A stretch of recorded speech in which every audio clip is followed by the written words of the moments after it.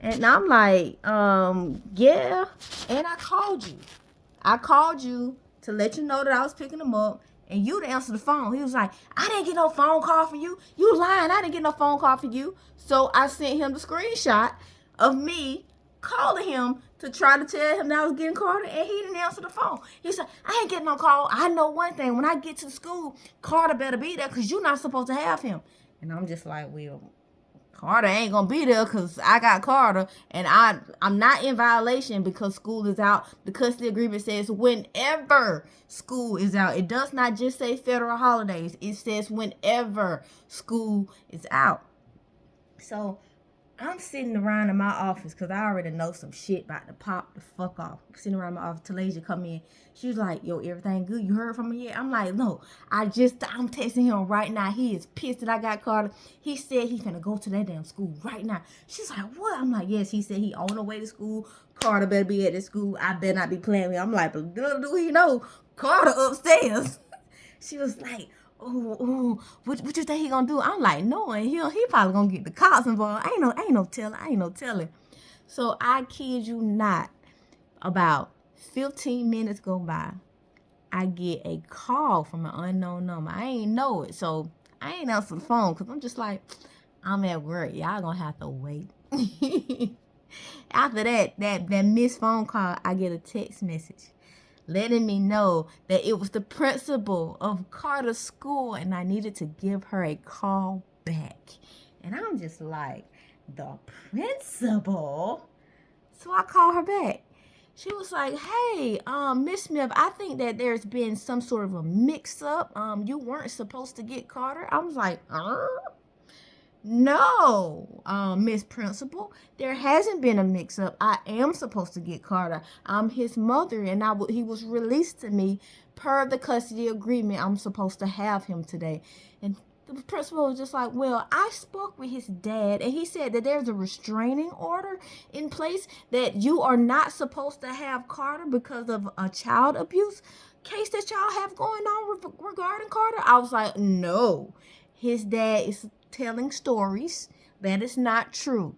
I was like, there was a defects case. That defects case is closed. The paperwork that Carter's dad is trying to say is what he filed in. That was not signed by a judge. She was like, well, I'm going to have to see that paperwork because he's showing me the paperwork right now. It's right here in my hand. I see the paperwork where you're not supposed to have Carter. I'm like, I'm going to send you over the signed paperwork by the judge because that was not signed. If you look through the papers, you can see that that's not signed. That's not a signed document. So that ain't nothing. No. I'm gonna send you over the real one.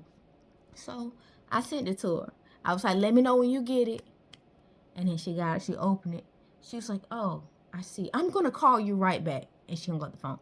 When she hung up the phone, I'm just like, this nigga can't do shit because I am not in, I'm not in the wrong here. I'm not. Maybe I should have had like a verbal conversation with him, like the mature person probably would have. But I'm dealing with Terry. What the fuck I'm being mature for? He the most immature motherfucker I goddamn know. Damn dysfunctional character. But maybe like 2 minutes after the principal hung up, my phone started ringing. Again, I don't know the number, so I ain't gonna answer the phone because I'm just like, I don't know you. I don't know y'all. I don't fuck with y'all. I'm big dog. But anyway, I ain't answer. After it hung up again, I got a text message saying that this is Sergeant such and such. And I'm just like, the police? This nigga, this the most police ass nigga. This nigga love calling the goddamn police. It's just like, damn, like, you love to get 12 involved. Like, shit, you get 12 involved like you damn 12. Like, the fuck? So, I called the officer. I called the number back. The officer tell me who he is, and I'm just like, look, I am not in violation of the custody agreement. I'm finna send you the document right now while we on the phone, and I sent it right over because I'm like, I still had to pull it up because I had literally just sent it to the principal, and I'm like, you can look at it right now because I had highlighted it and everything where it says that I am supposed to get Carter whenever school is out. And this constitutes school being out because it says for any reason. I made sure that was highlighted. It says any reason that school is out. And I'm like, look, I am not in violation. This is the signed copy. The copy that he keeps showing y'all is the one that he filed in that he's trying to get signed by the judge. But that's not going to get signed by the judge. Y'all didn't do anything wrong. He's like, yeah, because he's sitting up here saying that we just let Carter off with an abuser. I'm just like, y'all didn't do nothing wrong. He's crazy. He is crazy.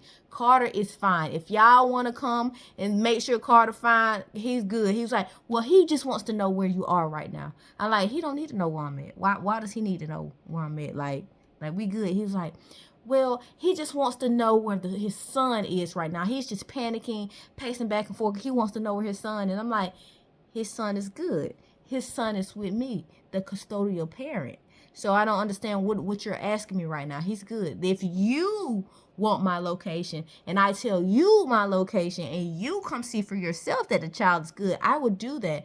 But I don't think if you're saying that he's being so erratic right now and he's pacing back and forth, giving him my location would just put me in danger. So I don't feel comfortable with giving him my location, but I will give you my location. And then if you give him my location and something happens to me, then what? Because I'm voicing that I'm not comfortable with that.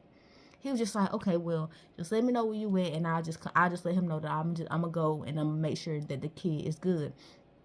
I was like, all right, cool, I'm at work. And I gave him the address or whatever. And he was like, all right, I'm just let his dad know that I know where you are. I'm going to lay eyes on Carter, and I'll let him know how everything is going. I will not let him know where you are. I was like, all right, thank you. And hung up.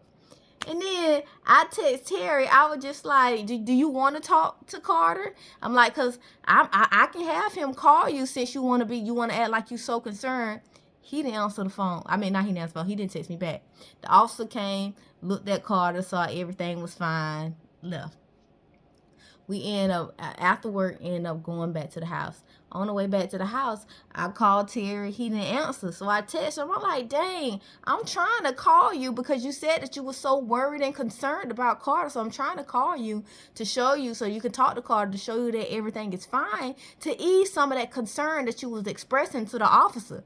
Because I'm just like, nigga, you made this big commotion saying that Carter was in danger, this and that. You so concerned. Like, nigga, answer your goddamn phone so you can actually talk to your child and see that your child is good. Mr. I'm so goddamn concerned, but I ain't gonna answer the phone. Yeah, whatever. We see just how concerned you are. Whatever. So I end up going to the house. When we get back to the house, I get a phone call from my mama. I answer.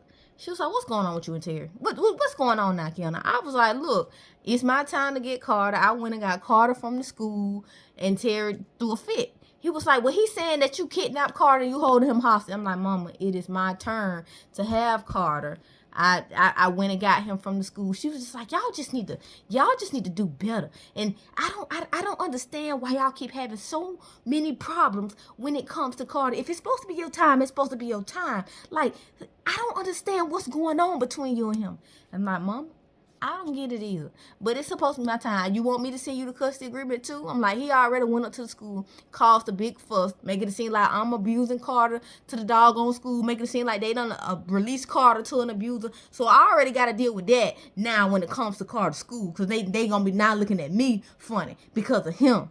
And she mama was just like, yeah, because when he called me and told me that, I was just like, huh? I'm like, of course, he going to try to make it seem like it's worse than what it is. But at the end of the day, I tried to call him. He didn't answer the phone. So I went and got Carter anyway because I knew that he was going to tell me no. So I'm like, no, I got him anyway. And then when it's about to be a storm, he's not even going to let me get him on a day that I'm supposed to get him anyway because it's a storm. That's how he operates. Any way he can keep me from getting Carter, he will try to keep me from getting Carter. Any way that he can make it difficult when it comes to Carter, he will make it extremely difficult when it comes to Carter.